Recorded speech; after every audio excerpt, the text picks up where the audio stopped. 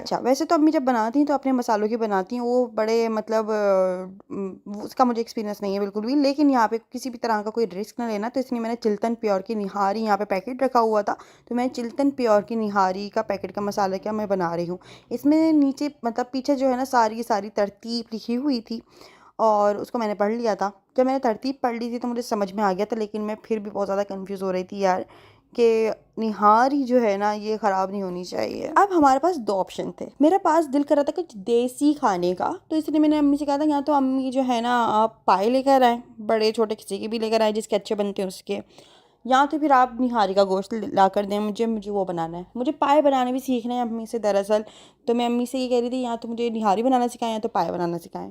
अम्मी ने कहा भाई रमज़ान है और पाए खाने के बाद ना प्याज बहुत लगती है, और ये थोड़ा सा आप समझ लें लंबा प्रोसेस होता है, तो एक काम करते हैं, चलो एक काम करते हैं कि हम चिल्तन प्योर की निहारी बना लेते हैं। यहाँ पे सारे के सारे मैंने इसका वो पढ़ा, और यहाँ पे मैंने मसाला निकाल लिया था। यार मैं समझती हूँ जो पैकेट के मसालों की जो हम चीज़ें बनाते हैं ना, ये इतने ज़्यादा ईजी हो जाते हैं, लाइक मतलब मैगी नहीं बना रहे होते हम, 2 मिनट में तैयार हो जाता है, बस हम पानी में घोला और मसाला बनाया कर दिया। लेकिन हाँ थोड़े से प्रोसेस वगैरह खाने की दफ़ा में तो करने पड़ते हैं, ज़ाहिर है अदरक लहसुन का पेस्ट डालो और गोश्त को भून लो, क्या है क्या नहीं है।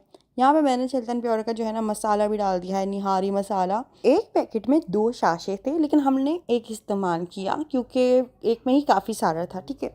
इसके अलावा